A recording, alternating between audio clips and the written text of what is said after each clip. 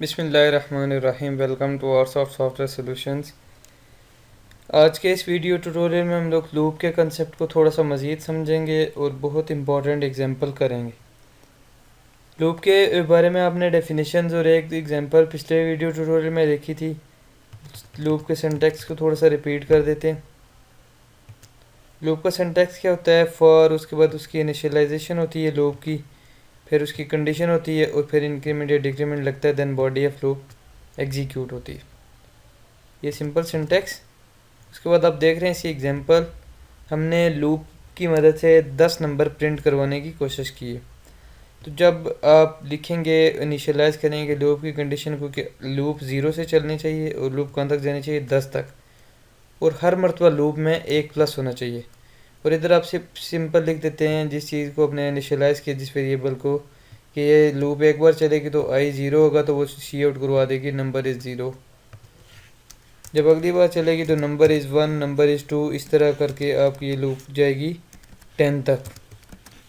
और आज के इस वीडियो ट्यूटोरियल में हम लोग लूप की दूसरी एग्जांपल करेंगे और लूप की मदद से हम लोग टेबल को प्रिंट करवाएंगे। जैसे स्टूडेंट्स स्कूल में टेबल याद करते हैं बच्चे, तो ऐसा प्रोग्राम बनाएंगे कि टेबल एक नंबर यूज़र लिखे और पूरे का पूरा टेबल प्रिंट हुआ आ जाए। इसको कहते हैं प्रोग्रामिंग। चले हम लोग शुरू करते हैं। ओपन करें अपना नोटपैड++। ये सिंपल सिंटैक्स, हेडर फाइल्स, एक हेडर फाइल्स और ऐड कर देते हैं, एज इंक्लूड math.h। इनके बारे में अगर आप मज़ीद पढ़ना चाहें या फाइंड करना चाहें तो आप लोग गूगल पे आसानी से कर सकते हैं। अब हमारा मेन प्रोग्राम तो सारा रन हो चुका हुआ है, सिंटैक्स वगैरह कंप्लीट है। अब हमें ज़रूरत किस चीज़ की है? वेरिएबल्स की। मैंने बताया था कि वेरिएबल्स की डेफिनेशन में काफ़ी एक्सप्लेनेशन की थी कि हम लोग कोई भी फंक्शन परफॉर्म करवाना चाहते हैं तो उसके लिए हमारे पास वेरिएबल होने चाहिए जो वक्ती उस वैल्यू को अपने अंदर स्टोर करेंगे ताकि कैलकुलेशंस को परफॉर्म करवाया जा सके।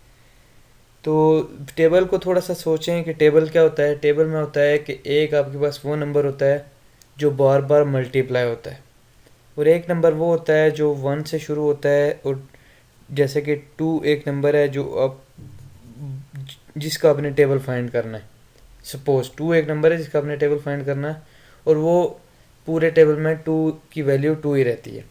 और दूसरा नंबर जो होता है वो 1 से शुरू होता है और जहाँ तक आपने टेबल फाइंड करना होता है, लाइक 10 तक करना है या 20 तक करना है, तो वो नंबर की वैल्यू चेंज होती रहती है। 2 नंबर हो गए। और तीसरा हमारे पास क्या होता है? तीसरा होता है रिजल्ट। मतलब एक तो नंबर 2 हो गया जो सेम रहेगा, एक वो नंबर हो गया जो हर मरतबा चेंज होगा, 1 से लेकर 10 तक जाएगा, और तीसरा नंबर वो हो गया जो इनकी मल्टीप्लिकेशन के बाद हमें आउटपुट देगा। जैसे कि 2 1 ज़र 2, ये 2 नंबर हो गए, 2 1 ज़र 2, दूसरा वेरिएबल इज इक्वल टू किसके? तीसरे वेरिएबल के। तो हमें 3 वेरिएबल चाहिए, तो ये डिक्लेयर करते हैं। इंटीजर टाइप के वेरिएबल ही ले लेते हैं, इंटीजर नंबर आंसर। 2 वेरिएबल हम लोग इधर डिक्लेयर कर देते हैं, और तीसरा वेरिएबल हम लोग किधर करेंगे? तीसरा वेरिएबल हम लोग लूप में डिक्लेयर करेंगे, क्योंकि हमें जो कैलकुलेशन है ना कि लूप को चलाना है, 1 से चलाएंगे और कहाँ तक लेके जाएंगे, 10 तक लेके जाएंगे, तो वो लूप ही चलाएगी, हम लोग मैनुअली उसको नहीं चलाएंगे।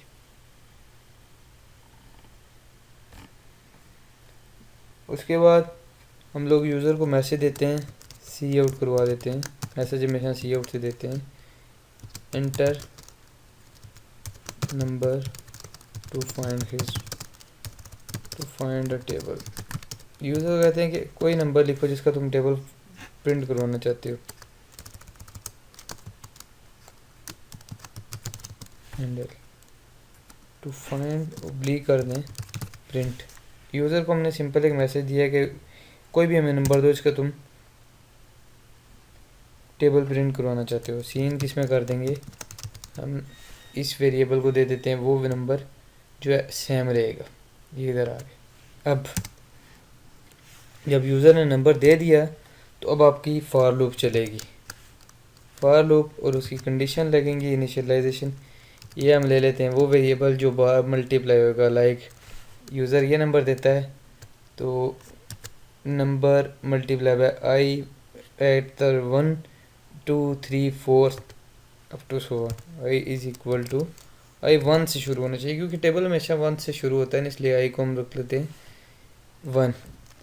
ये होगी आपकी इनिशियलाइजेशन। उसके बाद condition I less than equal to 10, I 10 तक जाना चाहिए। और उसके बाद 10 के बजाय आप लोग 11 कर दें, क्योंकि उसके बाद क्या होना चाहिए 11, मैं आपको बाद में जब प्रोग्राम रन होगा फिर बताऊंगा। और उसके बाद आई प्लस प्लस, सिंपल आपकी कंडीशन है। और जब आपका ये प्रोग्राम रन होगा, ये आपकी लूप लग चुकी है। और उसके बाद आप देखेंगे, उसके बाद हमें आंसर चाहिए जो हमने ये वेरिएबल डिक्लेयर किया था। आंसर हमारे पास कहाँ से आएगा, answer is equal to user ने जो नंबर दिया है, नंबर जो यूज़र ने दिया है मल्टीप्लाई बाय आई जो आपकी लूप है। आंसर आपके पास इससे आ जाएगा। ये नंबर जो यूज़र दी है वो जब लूप एक बार चलेगी तो आपने क्या कहा है कि लूप 1 से शुरू हो। लाइक यूज़र ने दिया है 2, हम इधर इसको टेस्ट कर लेते हैं। हमारे पास यूज़र दे देता है 2, इधर आ जाए।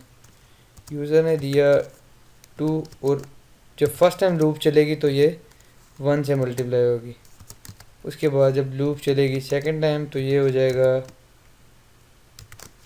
2, जब लूप चलेगी थर्ड टाइम तो ये हो जाएगा 3। इस तरह हमारी लूप बढ़ती जाएगी। और कहाँ तक बढ़ेगी, 11 तक, यानी कि 10 तक। जैसे कि मैंने आपको पिछले ट्यूटोरियल में बताया था, कंप्यूटर लैंग्वेज 0 से शुरू होती है। हमने 1 कर दिया तो उसको 10 भी कर सकते हैं, कोई मसला नहीं है। अब ये तो हो गया, आपका कैलकुलेशन बिल्कुल ठीक होगी। अब मसला ये है कि आपकी कैलकुलेशन ठीक हो रही है, यूज़र को कैसे दिखाया जाए। तो हम लोग बिल्कुल एज इट इज़ यूज़र को दिखाएंगे, जैसे कि टेबल प्रिंट होता है। सी आउट खुला देते हैं, द टेबल ऑफ नंबर।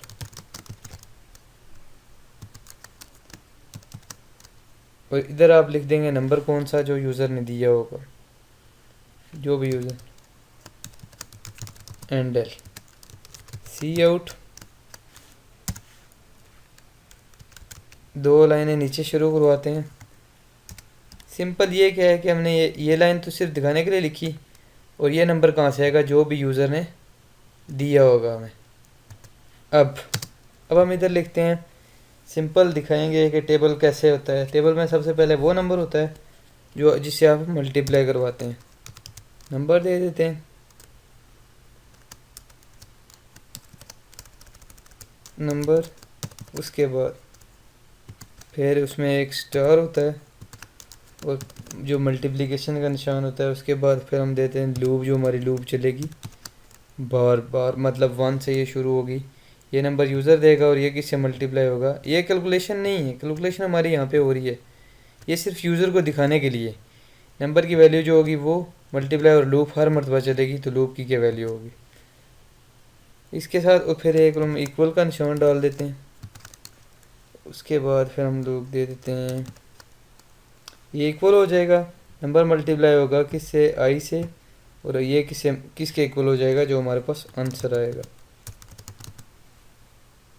ये आंसर कहाँ से आएगा, ये आंसर की हमें वैल्यू इसको साइन कर दी।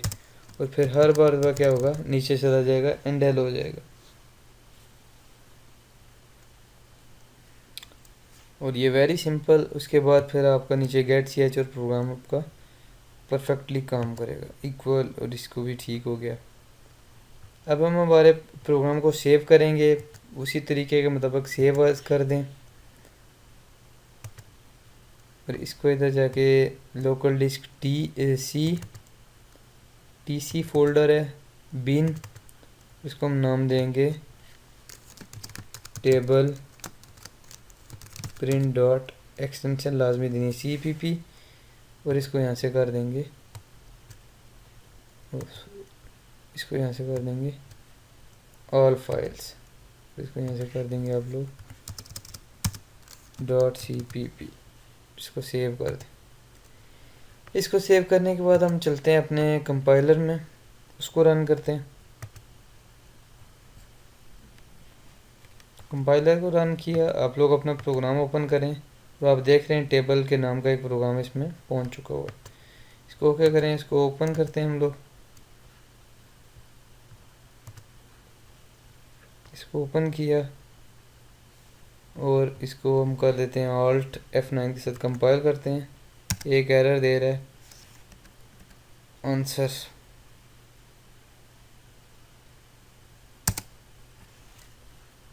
आंसर को चेक करते हैं, वेरिएबल तो ठीक हमने डिक्लेयर किया, ANS सी आउट करवा दिया नंबर को, उसके बाद मल्टीप्लिकेशन साइन को, और उसके बाद ये देखें ये इधर इधर सिंगल लगा हुआ है, इसको डबल कर देंगे और अब प्रोग्राम को कंपाइल करेंगे। अब देख रहे हैं कोई भी एरर नहीं है। तो इस तरह की छोटी मोटी मिस्टेक्स होती रहेंगी जब आप प्रोग्रामिंग करेंगे, तो एरर्स को हमेशा दूर करते हैं। एरर्स आते ही इसीलिए कि ताकि बंदा सीखे। अब हम इस प्रोग्राम को रन करते हैं कंट्रोल F9 के साथ। तो प्रोग्राम जब रन हुआ तो यूज़र को क्या मैसेज मिला, इंटर नंबर टू फाइंड और प्रिंट अ टेबल। मैं कहता हूँ मुझे 2 का टेबल प्रिंट करो, 2 लिख के मैं एंटर करता हूँ। तो आप देख रहे हैं द टेबल ऑफ नंबर 2। एक मसला हुआ है कि आप देख रहे हैं ये वाली लाइन भी रिपीट कर रही है, इस लाइन को रिपीट नहीं करना चाहिए था। द टेबल नंबर ऑफ, हम इसको एक सेकंड, ये क्यों रिपीट कर रही है, इसकी एक वजह है। हमने इस लाइन को भी लूप के अंदर लिख दिया, जबकि इसको तो 10 बार नहीं हमने करवाना है, जितनी बार लूप चलेगी उतनी बार इसने चलना है। तो हमने इसको क्या करना है, इसको एक ही बार करवाना है शो। उसको हम लोग लूप के बाहर डिक्लेयर कर देते हैं। जैसे यूज़र नंबर असाइन करेगा तो हम लोग कह देते हैं कि शिफ्ट इंसर्ट ये एक ही बार चलेगा। उसके बाद थोड़ा सा आप देख रहे थे कि जुड़ा जुड़ा सा था, तो थोड़ी सी स्पेसिस वगैरह भी हम दे देते हैं, सिर्फ अच्छी सी आउटपुट दिखाने के लिए। /t भी आप लोग यूज़ करते हैं अगर करना चाहें। अब कंपाइल करते हैं प्रोग्राम को, ठीक कंपाइल हो गया और अब रन करें एट दिस स्टेज। अब यूज़र को मैसेज मिल रहा है कि enter a number two find a table और प्रिंट टेबल। मैं कहता हूँ 2 का टेबल। अब आप देख रहे हैं फर्स्ट लाइन उसने नहीं रिपीट की, हमने आउट ऑफ लूप लिख दी है फर्स्ट लाइन। 2 बार जो भी आप नंबर लिखेंगे यहाँ पे लिखा आ जाएगा। और आप देख रहे हैं कितना खूबसूरत, ये थोड़ी सी मैंने स्पेसेस दी हैं तो हमारा टेबल प्रिंट हो गया। अब टेबल देख रहे हैं एग्जैक्टली ठीक काम कर रहा है। सिर्फ इसमें एक मसला रह गया कि ये टेबल सिर्फ 10 तक काम कर रहा है। अब फिर दोबारा इसको रन करें, आप किसी कोई और नंबर दे दें, 5 दे दें, एंटर करें। अब देख रहे हैं 5 का टेबल। अब फिर रन करें, अब दे दें इसको 10 और एंटर कर दें। अब देख रहे हैं 10 का 2-4 लाइनों का कोड और आपका 100% वर्किंग प्रोग्राम बन गए। अब एक इसमें मसला है कि ये सिर्फ 10 तक टेबल प्रिंट करवा रहा है। अगर किसी स्टूडेंट की या किसी यूज़र की रिक्वायरमेंट हो कि उसे 20 तक टेबल चाहिए तो उसको कैसे प्रिंट करवाएंगे। वेरी सिंपल, इसी में एक और फंक्शनैलिटी डाल देते हैं कि ये 3 चीज़ें हमने शो करवानी थी, तो हमने 3 वेरिएबल डिक्लेयर किए, 2 इधर और 1 आई। अब हम चाह रहे हैं कि एक यूज़र, ये नंबर तो वो है जो यूज़र जिसका टेबल प्रिंट करवाना चाहता है, और एक इधर यूज़र से पूछे हम लोग क्वांटिटी कि टेबल की कितनी तादाद, क्वांटिटी आप कोई भी वेरिएबल लिख लें। हम लोग लिख लेते हैं नंबर 2 लिख लेते हैं, नंबर 2 वेरिएबल लिख देते हैं। और अब जब यूज़र यहाँ पे दिखा देगा इस नंबर का टेबल प्रिंट कराओ, तो फिर हम यूज़र से पूछेंगे एट दिस स्टेज। अब देख रहे हैं ना, इंटर नंबर टू फाइंड, पहले हम यूज़र से पूछेंगे कि कौन से नंबर का टेबल तुमने फाइंड करना है, और उसे यहाँ पे नंबर में असाइन कर देंगे उस वैल्यू को जो यूज़र देगा। उसके बाद हम फिर एक यूज़र को और मैसेज देते हैं, हाउ मच टेबल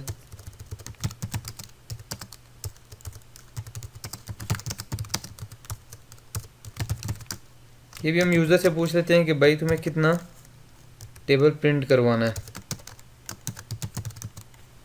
क्योंकि पहला प्रोग्राम हमने बाय डिफ़ॉल्ट दे दिया था ये प्रोग्राम 10 तक टेबल को प्रिंट करेगा।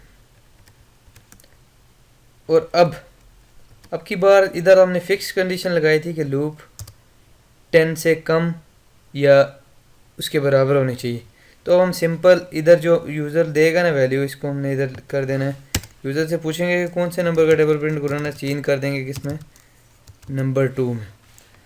और इधर जो यूज़र ने वैल्यू दी होगी ना नंबर 2, इधर हम लोग वो लिख देंगे सिंपल कि जो भी वो वैल्यू दे उधर तक टेबल को प्रिंट करवा दो। कंपाइल करें,